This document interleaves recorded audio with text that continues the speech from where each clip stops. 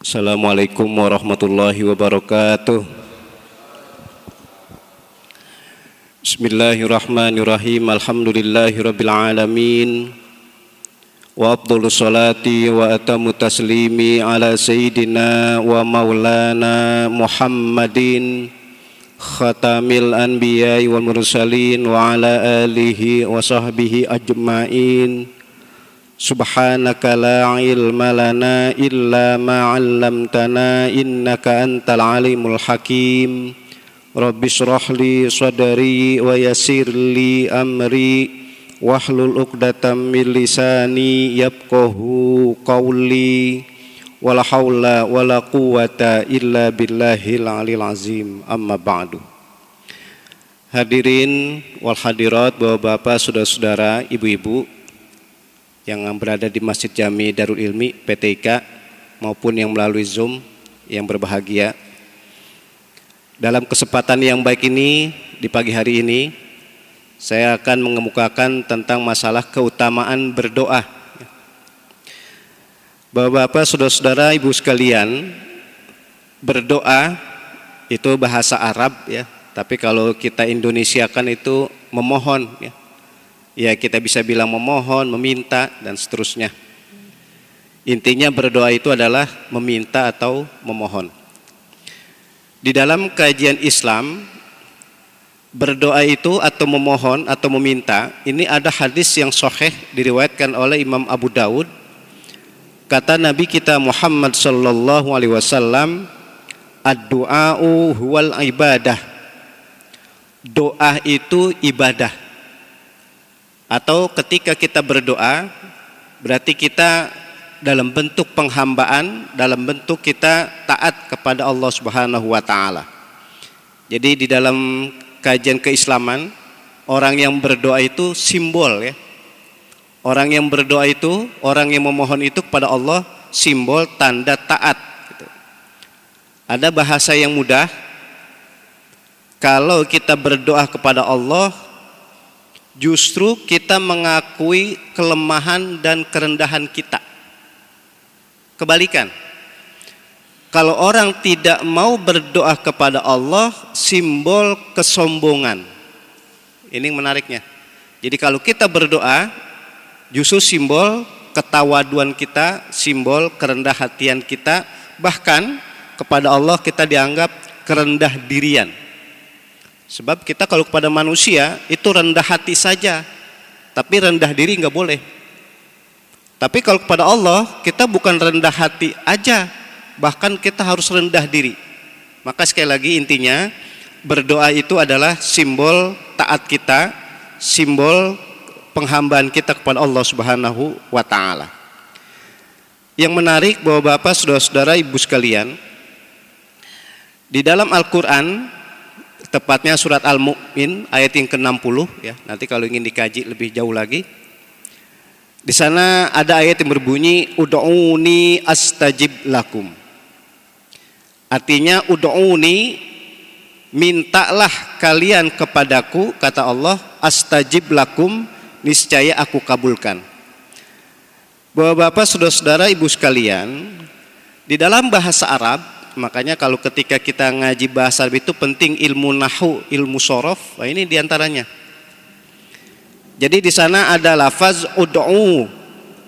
Ud'u itu berdoa tapi dalam bentuk perintah. Jadi bahasanya gini, Allah memerintahkan kepada kita berdoa. Maka diartikan ud'u, berdoalah kalian. Yang tadi saya bilang cara ngaji bahasa Arab begini. Kalau di Al-Quran maupun di hadis nanti, ini sekarang secara spesifik ya, secara khusus di Al-Quran, itu ada perintah, berarti kita disuruh berulang-ulang. Kita disuruh berkali-kali atau sesering mungkin. Satu contoh, ketika kita di dalam Al-Quran diperintahkan untuk sholat. Ya bunayya aqimi sholah. Wahai anakku, tegakkanlah sholat.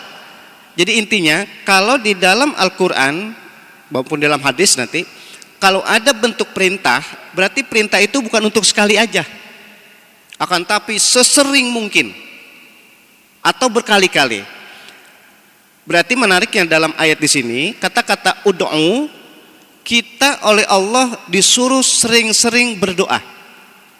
Jadi kan bukan berdoa hanya setiap hari saja, bukan setiap minggu saja, atau bukan setiap bulan saja, akan tetapi sesering mungkin. Ya pagi kita baca doa, siang baca doa, sore baca doa, bahkan malam baca doa. Bahkan ketika mau beraktivitas apapun kita disuruh baca doa. Ya kita nih mungkin tadi ketika kita dari tempat kita masing-masing, ketika kita pakai baju sangat dianjurkan baca doa. Bahkan ketika kita keluar dari rumah sangat dianjurkan baca doa. Ketika masuk masjid, ketika mulai kegiatan apapun termasuk pada pagi hari ini, sebelum kita ngisi kajian begini, kita sudah banyak baca doa, minimal membaca ayat suci Al-Quran, yaitu minimal sekali adalah Ummul Quran Al-Fatihah. Jadi intinya berdoa itu di dalam Al-Quran disuruh, diperintahkan, berarti sering dan sesering mungkin kita berdoa. Yang selanjutnya, Bapak-bapak, saudara-saudara, ibu sekalian, kalau kita berdoa itu yang paling utama adalah berjamaah. Makanya sekali lagi tadi cara ngaji bahasa Arab, lafaznya ud'u diartikan berdoalah kalian, atau bahasanya memintalah kalian atau memohonlah kalian. Makanya Bapak-bapak, saudara-saudara, kalau kita baca doa sendiri dengan baca doa bersama-sama, kata-kata bersama itu dua ke atas ya, itu lebih utama berjamaah. Meskipun bahasa saya nih sendiri kita khusyuk, tapi berjamaah bisa jadi belum tentu khusyuk, tapi tetap ada keutamaan berjamaahnya. Kenapa? Oke, contoh begini, kita kalau baca doa yang mengaminkan 5 orang saja, itu bisa jadi ada di antara 5 ini yang menyebabkan doa kita diijabah oleh Allah. Kita nggak tahu siapa. Bisa jadi di antara 5 ini ada ketika ada baca doa dia mengaminkan dengan khusyuk, atau mungkin perilakunya perilaku yang akhlak mulia, atau ibadahnya ibadah yang bagus, bahkan perilakunya bagus kepada istrinya, kepada suaminya, kepada orang tuanya, kepada tetangganya. Ini penghantar, wasilah sehingga doa itu akan diijabah oleh Allah. Itu baru 5 orang, bagaimana kalau 100 orang? Bagaimana kalau 500 orang? Makanya intinya hebat dalam Al-Quran, berdoalah sesering mungkin dan usahakan ketika berdoa itu berjamaah. Ini bagian daripada keutamaan melakukan perbuatan baik apapun, termasuk diantaranya adalah berdoa dengan berjamaah. Itu yang dimaksud ud'uni, jadi sering-seringlah berdoa hanya kepadaku. Dan selanjutnya yang menarik, bahwa Bapak, saudara-saudara, ibu sekalian, ada lafaz astajib lakum.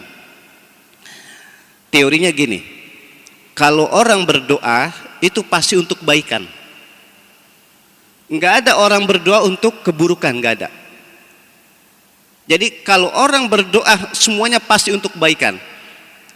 Kalau ada orang berdoa diselipi, apa istilahnya, bukan diselipi, kalau selipi daerah, diselipin, apa dimasukkan, itu kata-kata untuk mencerca orang, menghujat orang, menghina orang, itu bukan doa. Maka doa muaranya semuanya untuk kebaikan. Oke, saya contohin, contoh doang ini. Ada orang zolim kepada kita, ada orang berbuat aniaya kepada kita. Orang yang udah terang-terangan aja berbuat zolim sama kita, orang yang terang-terangan aja berbuat aniaya kepada kita, kita doain dia jangan dalam bentuk keburukan. Contoh, ada orang memfitnah kita, udah jelas-jelas dia memfitnah kita. Contoh doang nih, kita berdoa kepada Allah, ya Allah, itu si Fulan, itu si Sianu memfitnah saya, hancurkanlah dia ya Allah. Itu nggak boleh. Binasakanlah ya Allah dia, nggak boleh. Kenapa? Itu dalam bentuk doa yang buruk. Dan di dalam berdoa nggak ada untuk keburukan seseorang. Makanya ketika ada orang berbuat zolim, ada orang berbuat aniaya kepada kita, kita tetap, ya Allah, berikanlah kebaikan buat kami yang Engkau telah uji dalam waktu bersamaan. Ya Allah, berikanlah petunjuk yang baik buat orang yang telah berbuat aniaya kepada kita. Jadi justru kita berdoa kebaikan buat dia gitu. Tinggal masalahnya nanti Allah yang maha berkuasa untuk ngebalesnya, bukan kita. Dan kita jangan nyuruh Allah. Itu bahasanya, jadi kalau berdoa itu semuanya pasti untuk kebaikan. Ya, orang berbuat kemaksiatan, orang berbuat buruk sama kita aja kita nggak boleh doakan untuk keburukan, apalagi orang yang tidak berbuat keburukan. Nanti di sana ada cara ilmu akhlak, ada namanya, kita ada istilahnya hasud, nggak boleh. Ada ghibah, ada fitnah, nggak boleh. Orang berbuat zolim sama kita, nggak boleh kita balas dengan kezoliman. Ada orang memfitnah kepada kita, jangan kita balas dengan kefitnahan juga. Ada orang menamimah kepada kita, mengadu domba, jangan kita balas dengan mengadu domba. Kalau kita sama ngebalesnya, berarti sama juga dosa yang akan kita terima. Jadi intinya, Bapak-bapak, saudara-saudara, ibu sekalian, jadi kata-kata astajib lakum ini diartikan Allah pasti mengijabah, Allah pasti mengkabul doa. Nah, tinggal yang menarik kayak gini. Kalau Allah pasti mengijabah doa seseorang, itu tentu ya doa-doa yang baik tadi, nggak boleh doa keburukan. Allah akan mengijabah doa seseorang, itu diperjelas oleh Nabi kita Muhammad SAW melalui 3 cara. Ini buat kita semua nih ya. Jadi bahasa mudahnya gini, kalau manusia berdoa dengan kebaikan, gitulah. Manusia berdoa dengan baik, pasti, redaksionalnya pasti astajib lakum. Makanya ulama tafsir, termasuk tafsir-tafsir yang sudah diterjemahkan ke dalam bahasa Indonesia, lafaz astajib diartikan niscaya, artinya pasti dijabah. Nanti dah kalau kita lihat terjemahan, ini kan dalam Al-Quran, itu kan banyak terjemahan yang diantara terjemahan yang dikeluarkan oleh Departemen Agama, kalau sekarang Kementerian Agama, itu diartikan niscaya. Berarti diartikan orang berdoa enggak ada yang sia-sia. Orang berdoa pasti ada faedahnya, pasti ada manfaatnya. Yang dimaksud, kalau orang berdoa pasti dijabah oleh Allah. Bahasanya pasti, karena redaksionalnya astajib. Maka diindonesiakan, diartikan niscaya akan dikabulkan. Nah, yang tadi saya bilang, ketika doa seseorang itu pasti dijabah oleh Allah, yang menjelaskan cara diijabahnya itu oleh Nabi kita Muhammad SAW melalui 3 cara. Jadi bahasa mudahnya gini, doa orang itu akan dijabah oleh Allah dengan 3 cara. Yang pertama, ini berdasarkan hadis, dan hadis ini autentik, hadis yang diriwayatkan oleh Imam Ahmad. Yang pertama, kata Nabi kita Muhammad SAW, doa orang itu akan dijabah imma antu jalalahu da'watuh. Gini, memahaminya. Cara pertama Allah mengijabah doa seseorang, mengkabul, menerima doa seseorang, itu dikasih apa yang diminta oleh orang yang berdoa. Kayak kita nih, ya Allah berikanlah kami kesehatan. Ketika kita minta oleh Allah tentang kesehatan fisik kita, Allah langsung memberikan kesehatan kepada fisik kita. Kalau Allah mengijabah, itu bukan berarti apa yang kita minta saja, makanya nanti ada penjelasan lebih jauh lagi. Jadi yang pertama, apa yang kita minta dikasih, itu berarti Allah mengijabah doa kita. Ya Allah berikanlah kami kesehatan, alhamdulillah kita sehat. Ya Allah berikanlah kami rizki. Nanti ada pembahasan masalah rizki. Di dalam khutbah di Masjid Darul Ilmi pernah saya kemukakan istilah rizki. Ya Allah berikanlah kami rizki. Kita nggak pernah bilang, atau mungkin kurang tepat kalau kita bilang ya Allah berikanlah kami harta. Akan tapi yang sering dan kita ungkapkan kalau berdoa, mintanya rizki. Ya Allah berikanlah kami rizki. Allah memberikan rizki kepada kita. Salah satu contoh penjelasan yang tadi saya bilang istilah rizki, ulama dari Indonesia, dan ini gurunya dari Mbah Hashim Asy'ari dan gurunya dari Mbah Dahlan, pendiri Muhammadiyah, yaitu Mbah Soleh Darat As-Samarani. Mbah Soleh Darat ini asli dari Semarang. Beliau ini mendapat gelar Mbah Soleh Darat karena daerahnya ada namanya darat. Beliau ini gurunya Mbah Hashim, gurunya Mbah Dahlan. Hebatnya ungkapan beliau begini, yang namanya rizki itu adalah apapun yang bisa dimanfaatkan oleh manusia, itu rizki. Bahasa mudahnya, rizki itu tidak hanya harta. Kita ini, bapak-bapak, saudara-saudari, ibu sekalian, kita bisa sampai ke masjid, ini berarti kita mendapat rizki. Kita mudah melakukan ibadah, berarti kita mendapatkan rizki. Secara fisik aja, kita bisa melihat, berarti kita mendapatkan rizki. Kita bisa mendengar, berarti kita mendapatkan rizki. Ketika kita bisa megang, kita bisa jalan, itu semua rizki. Jadi yang namanya rizki itu adalah universal, menyeluruh. Apapun yang bisa dimanfaatkan oleh manusia. Jadi kalau rizki itu tidak identik dengan harta. Justru harta hanya bagian daripada rizki. Saya analogiin gini, biar gampangan lagi. Di dalam Islam ada bahasa jihad. Jihad itu artinya adalah al-jaddu was-sa'yu fi ta'atillah. Jihad itu artinya apapun yang ada pada diri manusia dikerahkan untuk taat kepada Allah. Itu jihad. Berarti ketika kita mampu ibadah sholat, berarti kita jihad. Kita insya Allah ini tinggal beberapa hari lagi masuk bulan suci Ramadan, kita mampu puasa, berarti kita berjihad. Ketika kita mampu belajar, berarti kita mampu dianggap berjihad. Kita bekerja, berarti kita berjihad. Dan seterusnya, dan seterusnya. Mencari nafkah, itu berjihad. Jadi jihad itu universal, secara umum, menyeluruh. Di antara jihad itu adalah perang. Dan perang yang dibenarkan dalam Islam adalah orang Islam perang melawan orang kafir demi agama Islam. Makanya istilah tentara itu dikatakan jihad. Ketika kepolisian, ketika satpam, keamanan dan sebagainya, ketika menjaga keamanan itu namanya jihad. Jadi sekali lagi, jihad itu universal, menyeluruh. Tapi perang itu hanya bagian daripada jihad. Bukan berarti kalau jihad harus perang, enggak. Kayak tadi, biar gampang. Yang namanya rizki itu umum. Dan harta itu hanya bagian daripada rizki. Ternyata yang paling hebat, rizki yang Allah berikan kepada kita, kita tetap ibadah kepada Allah. Makanya ketika kita mampu dan bisa dan mudah melakukan ibadah sholat, berarti kita mendapat rizki. Ketika kita mampu berpuasa, ketika kita mampu mengeluarkan zakat, infak, sedekah, berarti kita mendapatkan rizki.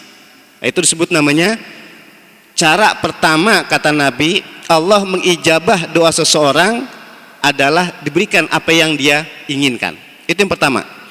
Yang kedua, kata Nabi kita Muhammad SAW, cara Allah mengijabah atau menerima atau mengijabah doa seseorang adalah wa imma antudakhira lahu fil akhirah. Gini, tadi apa yang dia minta dikasih. Sekarang yang kedua, ini kontradiksi nih, kebalikan. Cara ngaji ilmu ushul fikih mafhum mukhalafah. Kalau yang pertama tadi apa yang diminta dikasih, kalau sekarang apa yang diminta enggak dikasih di dunia, gitu dah, biar mudah gampangnya. Akan tapi nanti diberikan pada hari kiamat. Hebatnya gini, Bapak Ibu sekalian. Ada ulama yang disebut namanya ahli tasawuf, yaitu Syekh Abdul Qadir Al-Jilani. Cara bahasa Arab itu boleh dibaca Jilani, boleh dibaca Jailani. Kalau bahasa ulama mengistilahkan, kalau Syekh Abdul Qadir Jilani itu dalam ilmu tasawuf, padahal beliau ahli fikih juga, beliau ahli tafsir juga. Tapi kalau ingin dikemukakan masalah ketasawufannya, biasanya nyebut Abdul Qadir Al-Jilani. Tapi kalau ingin membahas masalah kefikihannya, masalah ketafsirannya, beliau ulama-ulama biasa nyebut Syekh Abdul Qadir Al-Jailani. Nah, berarti boleh dibaca dua.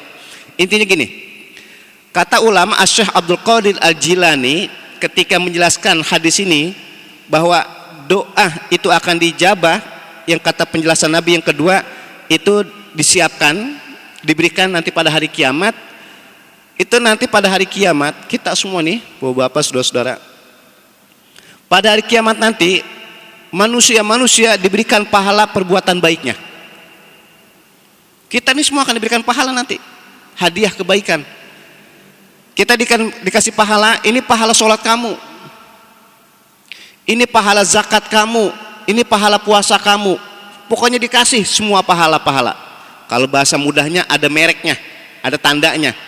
Kayak kita dapat paket, ya kan? Oh, ini namanya Syanu, namanya Syanu. Itu ada semua, gitu. Ketika diberikan pahala-pahala yang ada mereknya, pahala puasa yang tadi saya bilang, pahala zakat, pahala haji, dan seterusnya.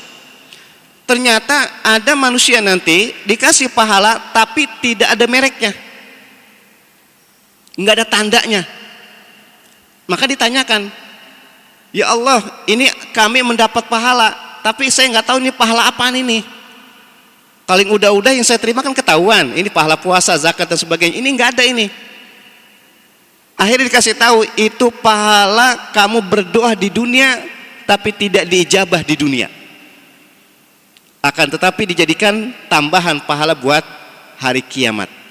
Berarti intinya yang kedua, cara Allah mengijabah doa seseorang itu tidak diberikan di dunia. Makanya kita disuruh husnuzon terus, kita disuruh positive thinking terus. Berarti nggak ada doa yang tidak dijabah. Itu tadi, ketika tidak dikasih di dunia, ini menjadi pahala buat kita pada hari kiamat nanti. Bisa jadi justru doa yang itu yang kita lakukan, yang tidak dijabah di dunia, justru pahalanya lebih besar nanti kita peroleh pada hari kiamat. Nah, makanya yang ketiga, yang terakhir ini, Bapak-bapak, saudara-saudara, ibu-ibu sekalian, yang ketiga kata Nabi, cara Allah mengijabah doa seseorang, wa imma ayyasrifa anhu minassu mislaha. Gini, Bapak-bapak, saudara-saudara, kita di dunia nih, ya Allah berikanlah kami harta. Kalau tadi kan saya bilang rizki, sekarang minta doanya langsung spesifik nyebut harta. Ya Allah berikanlah kami harta, atau ya Allah panjangkanlah kami umur. Bapak-bapak, saudara-saudara, ibu sekalian, kita kalau minta tambahan umur, contoh nih, kan nggak ada yang nyebut angka, nggak ada orang minta tambahan umur nyebut angka. Ya Allah panjangkanlah umur kami 1 tahun aja lagi. Ya Allah tambahkan umur kami 2 tahun aja lagi, kan nggak ada. Kita ini kalau minta tambahan umur kagak nyebut angka, nyebutnya apa? Sepanjang-panjangnya. Ya Allah panjangkanlah kami umur. Ini biasanya dibaca dalam nisfu Sya'ban itu. Orang nisfu Sya'ban diantara doa kan minta panjang umur, tapi nggak ada disebutin angkanya. Nah, yang saya mau maksudkan begini, ketika kita berdoa dengan tadi ya, dengan tulus, ikhlas, kemudian dengan doa yang baik, itu cara Allah mengijabah adalah begini, kata Nabi, kita tidak diberikan apa yang kita minta gitu, tapi kita dihindari dari keburukan. Sekali lagi, kita tidak diberikan apa yang kita minta, tapi kita dihindari dari keburukan. Maksudnya gini, kita minta harta, ya Allah berikanlah kami harta, kita nggak nyebut rezeki lagi, kita nyebutnya harta, karena udah pede banget, udah yakin banget. Ya Allah berikanlah kami harta. Ternyata Gusti Allah itu sayang sama kita.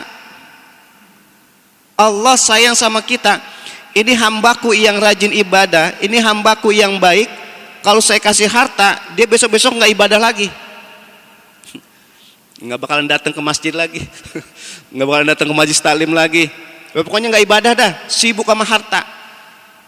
Makanya orang miskin ujian, orang kaya ujian. Tapi yang sering dan kebanyakan yang lulus yang miskin. Makanya orang miskin itu ya meskipun miskin tetap mau ibadah, berarti lulus ujian. Tapi masya Allah kadang-kadang dibalik, waktu miskin dia berdoa pengen jadi orang kaya, pas jadi orang kaya ibadah tinggal semuanya. Itu berarti kalah dengan harta. Makanya tadi yang tadi saya bilang, Allah maha sayang sama kita, Allah Rahman Rahim. Kita minta harta, kita nggak dikasih harta. Kenapa? Allah sayang sama kita. Kalau dikasih harta dia nggak ibadah lagi. Makanya tadi dialihkan. Kita minta harta nggak dikasih harta oleh Allah, tapi tadi kita dihindari dari keburukan. Apa artinya? Kita tidak dikasih harta banyak. Tujuan apa? Biar ketika kita tidak punya harta banyak, kita nggak putus-putus ibadah. Kalau kita dikasih harta banyak, bisa jadi harta itu penyebab kita berbuat maksiat. Itu maksudnya begitu. Contoh lain, ya Allah berikanlah kami jabatan. Ya maksudnya jabatan yang di luar nih, mau menjadi RT, RW, lurah. Oh sekarang jabatan itu pada berebut. Saya tinggal di Cipete, atau mungkin daerah lain lah. Dulu yang namanya RT, RW orang pada males. Dulu ya, sekitar 10 tahun yang 15 tahun yang lalu, orang menjadi RT RW pada males. Kadang-kadang jadi RT RW itu udah keturun-temurun, kadang yang lain pada ogah. Tapi kalau sekarang untuk jadi RT RW berebut. Nggak tahu tuh apa faktornya. Pokoknya berebut ada jadi RT RW. Ya Allah berikanlah kami jabatan, tapi nggak usah nyebutin. Ya Allah berikanlah kami jabatan sebagai RW, nggak perlu. Kalau minta jabatan yang tinggi sekalian gitu, ntar dapatnya yang keberapa kek. Ya Allah berikanlah kami jabatan, contoh menjadi RT atau RW atau menjadi lurah. Allah sayang nih sama kita. Kita kalau punya jabatan, justru dengan jabatan itu ladang berbuat maksiat. Allah hindari, Allah tidak berikan, Allah tidak ijabah. Kita diberikan jabatan, akan tapi kita dihindari dari perbuatan maksiat. Apa artinya? Kalau kita dikasih jabatan, akan berbuat kemaksiatan dengan jabatan itu. Makanya dialihkan. Jadi yang ketiga ini, caranya adalah Allah mengijabah doa seseorang dengan cara dihindari dari keburukan. Kita minta harta, nggak dikasih harta. Kita minta jabatan, nggak dikasih jabatan. Bahkan maaf, ini terakhir saya mengemukakan, ada suami istri belum punya anak. Ya Allah berikanlah kami keturunan. Gusti Allah sayang, ini suami istri ketika dia berdua saja, ini adalah orang yang ahli ibadah, patuh sama orang tuanya, rajin kemana-mana dan sebagainya. Ini andai kata dikasih anak, bisa jadi anak ini akan menyebabkan orang tuanya nggak mau ibadah lagi, akan nyusahin orang tuanya lagi. Makanya kita disuruh husnuzon terus begitu, positif terus begitu kepada Allah. Makanya berarti kalau ada suami istri belum dikaruniai anak, bukan berarti doanya nggak dijabah, pasti dijabah, cuman dialihkan. Makanya kita kalau mau punya keturunan jangan maksa. Ya Allah pengen banget punya keturunan ini, pas punya anak, biasanya kemarin ibadah kagak ada ibadah lagi. Biasanya biasa bersilaturahim kagak silaturahim lagi. Biasanya banyak beramal soleh, berbuat kebaikan, nggak ada sempet-sempetnya lagi. Penyebabnya apa? Berarti kalah dengan ujian dari anak. Oleh karena itu yang menarik Bapak-bapak, saudara-saudara sekalian, inilah yang dapat saya sampaikan. Intinya kita disuruh sering-sering berdoa. Sebab kita nggak tahu doa kita yang mana yang dijabah oleh Allah dan bentuk bagaimana ijabah Allah kepada kita. Mudah-mudahan dengan doa kita termasuk orang-orang yang taat beribadah kepada Allah Subhanahu wa taala, dan kita akan mendapatkan keselamatan di dunia dan kebahagiaan di akhirat nanti. Amin ya rabbal alamin. Demikian yang dapat saya sampaikan, kurang lebihnya mohon maaf. Akhirul kalam, assalamualaikum warahmatullahi wabarakatuh.